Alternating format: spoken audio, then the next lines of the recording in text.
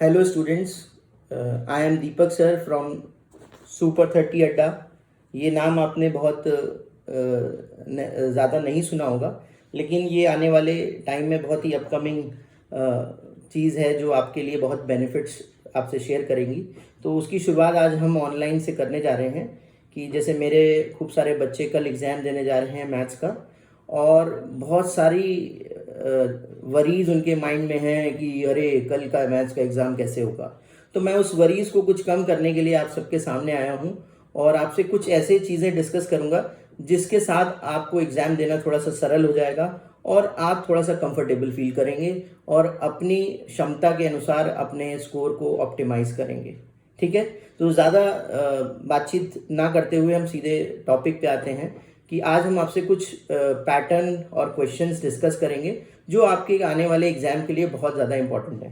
सो ये सुपर 30 अड्डा, ये हमारा एक छोटा सा कोचिंग सेंटर है जिसके द्वारा आपको ये क्वेश्चन पेपर डिस्कस किया जा रहा है आज।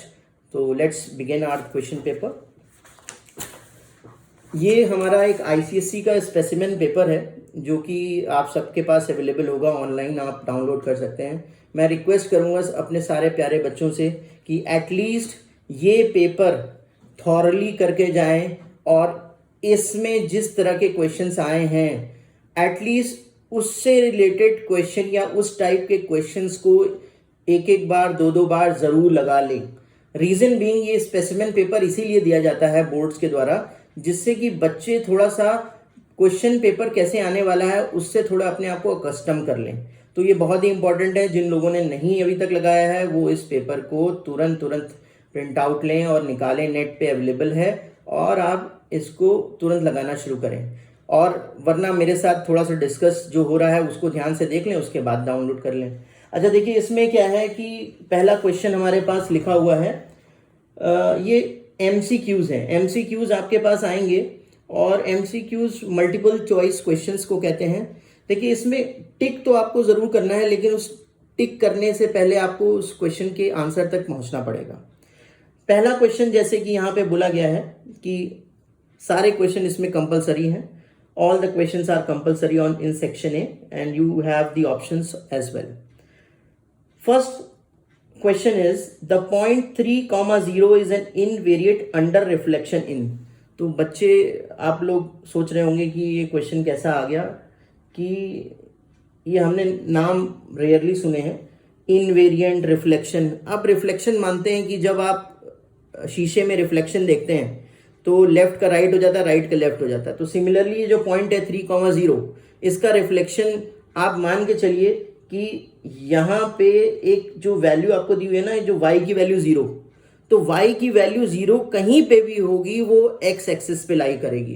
कहाँ पे लाई करेगी?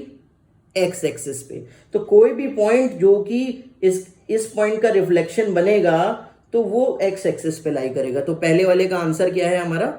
x axis. Now moving to the next question. अब इसमें देखिए क्या दिया हुआ है कि एक डायग्राम है। डायग्राम में AB is a diameter of a circle with center O with angle COB ये 55 डिग्री आपको दिया हुआ है। अच्छा ठीक है, तो आपको x की वैल्यू निकालनी है। अब देखिए एक चीज ध्यान रखिएगा, इन सारे क्वेश्चंस में जो O से C और O से A जो सेंटर से जो लाइनें ज्वाइन कर रही होती है वो होती है रेडियस, और रेडियस होने की वजह से ये दोनों लाइनें आपस में बराबर हैं। अब जब दोनों लाइनें बराबर हैं तो ये एक आइसोसेलेस ट्रायंगल बन गया है और ये वाला जो एंगल है वो भी x हो जाएगा। और हमको एक चीज़ पता है कि ट्रायंगल के तीनों एंगल्स का सम 180 होता है और लीनियर पेयर का सम भी 180 होता है। तो जब आप ये जो लीनियर पेयर बन रहा है AOB, इसको 180 जो हमारा टोटल सम है एंगल का, उसमें से 55 अगर आप सब्सट्रैक्ट कर देंगे तो आपको ये वाला एंगल मिल जाएगा। और ये वाला एंगल मिलने के साथ x प्लस x 180 में से 55 माइनस करते हैं तो हमारे पास आ जाता है, जल्दी से आप मुझे बताइए, 180 में से 55 माइनस किया तो 125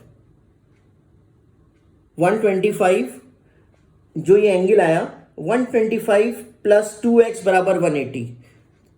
इससे आप x की वैल्यू निकाल लेंगे और ये आपका क्वेश्चन सॉल्व। ठीक है, आगे बढ़ते हैं। मैं जल्दी जल्दी से आपको बताऊंगा और सब लोग जल्दी से ये क्वेश्चन पेपर सॉल्व करके मुझे आंसर्स भी मेरे यूट्यूब वाले नीचे कमेंट सेक्शन पे आप टाइप करेंगे।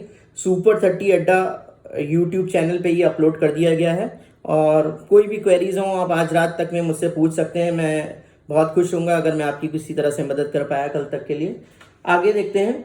इन a rectangular sheet having dimension 22 and 11 is rolled along the shorter side. अच्छा, इन दोनों में देखिए shorter side to form the cylinder, then the curve surface area of cylinder so form.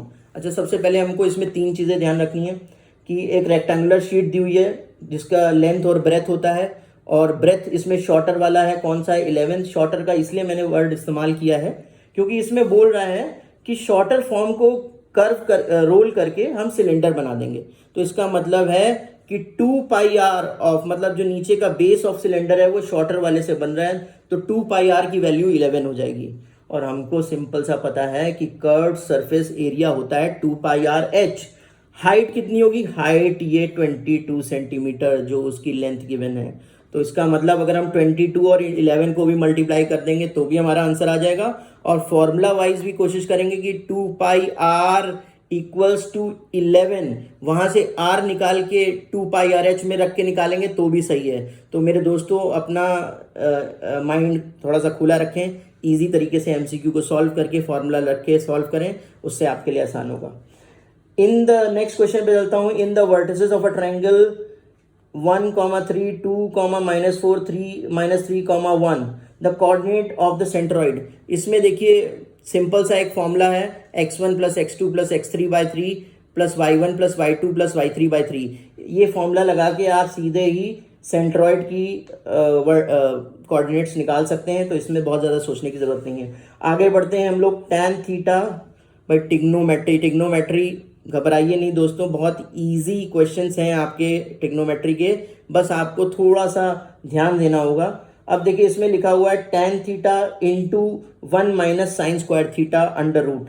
अब 1 - sin स्क्वायर थीटा आप जानते हैं cos स्क्वायर थीटा होता है, जैसे sin square theta plus cos square theta 1 होता है। 1 - sin स्क्वायर थीटा भी हमारा क्या होता है? cos square theta. और cos square theta under root के अंदर है तो वहां से cos थीटा निकल के आ जाएगा, तो tan theta into cos theta आ जाएगा। और tan थीटा होता है sin theta upon cos theta. cos theta cut गया, जो आंसर होगा आपके सामने आ जाएगा। देखिए sin थीटा बचा हुआ है, बी आंसर हो जाएगा। इसी तरह के क्वेश्चंस आपके पास आने वाले हैं, बिल्कुल भी मत परेशान हो आप सब। और भी कोई चीज़ें होंगी तो आप मुझसे आज रात के 10 बजे से पहले तक आप मेरे कमेंट सेक्शन में आप पूछिए, मुझे बहुत खुशी होगी कि मैं आपकी मदद कर पाऊँ। अब यहाँ पे एक छोटा सा क्वेश्चन है, median class of the given distribution. देखिए ये थोड़ा सा लंबा क्वेश्चन है, लेकिन मैं आपको बताऊं कि मीडियन क्लास आपको बतानी है तो सिंपल सी बात है। पहले तो आप इसकी क्यूमुलेटिव फ्रीक्वेंसी देखें, 18 कितनी है? 18। और आप जानते हैं 18 एक इवन नंबर है, तो इवन नंबर के हिसाब से आपके पास मीडियन जो होती है वो पोजिशनल वैल्यू होती है। तो इवन नंबर पे आपके पास 2 मीडियन पोजिशनल वैल्यू निकलती हैं, n + 1/2 और n/2 प्लस n/2, n/2 + 1। तो n/2 + 1 और ये 2 जो वैल्यू निकलेंगी तो 18/2 हो गया आपका 9। तो 9 आपका, आप मान के चलिए आपकी मीडियन क्लास जो है वो 9 जो है वो 6 और 10 में लाई कर रही है। सिंपल सा आंसर है, बी आंसर हो जाएगा। बहुत ज़्यादा सॉल्व करने की ज़रूरत नहीं है इसमें। मीडियन जो होती है वो पोजिशनल वैल्यू होती है, और इवन और ऑड के केसेस ध्यान रखिएगा, कुछ ज़्यादा नहीं आपको पढ़ना है। अब ये आपके पास है लाइंस का आ गया है, parallel lines to each other. अब पैरेलल लाइंस है तो इनके m की वैल्यू सेम होती है। m की वैल्यू सेम होने का मतलब कि m1 = m2 that is gradient, जिसको हम tan थीटा भी कहते हैं।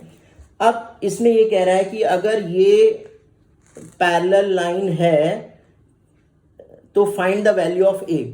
तो ये 2 लाइनें पैरेलल हैं तो इसका मतलब m की वैल्यू सेम होगी। तो y = mx + c के फॉर्म में से पहली वाली वैल्यू इक्वेशन से भी ग्रेडियंट निकालेंगे, दूसरी वाली इक्वेशन से भी m की वैल्यू ग्रेडियंट निकालेंगे, दोनों को इक्वेट कर देंगे, a की वैल्यू आ जाएगी। तो जल्दी जल्दी सॉल्व करिए और मेरे कमेंट सेक्शन पे तुरंत अपडेट कीजिए, अगर गलत होगा तो मैं ध्यान दूंगा उस पर। चलिए next, volume of cylinder is 330 centimetre cube. भाई वॉल्यूम वाले क्वेश्चन बड़े आसान होते हैं, मेंसुरेशन आपको ध्यान देना है। देखिए मुझे थोड़ा पसीना इसलिए आ रहा है क्योंकि आवाज़ आप तक साफ पहुंचे, इसलिए मैंने पंखा बंद कर रखा है, इसलिए घबराइएगा नहीं। कोट पहना है, ये मत सोचिएगा गरम लग रहा है मुझको। अच्छा, volume of cylinder 330 centimetre cube, the volume of cone having same radius height as that of the given cylinder. अच्छा, इन्होंने सिलेंडर की हमें वॉल्यूम दे रखा है और सेम रेडियस सेम हाइट वाले कोन का हमको वॉल्यूम निकालना है। अब हम जानते हैं वॉल्यूम ऑफ सिलेंडर जो होता है वो होता है पाई आर स्क्वायर एच, और हमें पास पता है 1/3 पाई आर स्क्वायर एच कोन का होता है। तो जो पाई आर स्क्वायर एच है उसका सीधा सीधा 1/3 कर देंगे, क्योंकि पाई आर स्क्वायर एच की वैल्यू हमें दे रखी है वॉल्यूम की। तो 1/3 करते ही हमारे पास आंसर आ जाएगा। ये तो बड़ा सिंपल है, 330 1/3 करेंगे 110 आ जाएगा। तो सिंपल सा आंसर जल्दी जल्दी आप लोग ने समझ लिया, आप लोग बहुत समझदार हैं, होशियार हैं। Next, the given graph the model class in the class with frequency. ये फ्रीक्वेंसी, इसमें मॉडल क्लास मतलब सबसे हाईएस्ट फ्रीक्वेंसी क्या है और उसकी मॉडल क्लास मतलब मॉडल क्लास की फ्रीक्वेंसी क्या है। तो भाई मॉडल क्लास हमारी यहाँ पे आप देख रहे हैं 0 से 10, 10 से 20, 20 से 30, 30 से 40, 40 से 50 मॉडल क्लासेस चल रही हैं। हाईएस्ट फ्रीक्वेंसी आपको दिख रही है मॉडल क्लास, वो क्लास होती है जिसकी फ्रीक्वेंसी सबसे ज़्यादा होती है 72। तो हमारे पास 72 हो जाएगा। ठीक है, क्वेश्चन थोड़ा सा घुमा के पूछा है लेकिन आप समझ लीजिएगा, model class is the class with frequency पूछ रहे हैं, मॉडल क्लास नहीं पूछ रहे हैं। ठीक है, आगे देखते हैं प्रोबेबिलिटी का क्वेश्चन। अरे बाप रे बाप, प्रोबेबिलिटी नाम से डर जाते हैं लेकिन होता बहुत आसान है। कहते हैं कि पंखा गिरने और ना गिरने की प्रोबेबिलिटी बताइए। पंखा इसलिए याद आ गया, गर्मी लग रही है, पंखा नहीं गिरेगा और गिरेगा, दो कंडीशन, इसका मतलब 1/2 प्रोबेबिलिटी। उसी तरह किसी चीज़ के होने और ना होने की प्रोबेबिलिटी 1 होती है।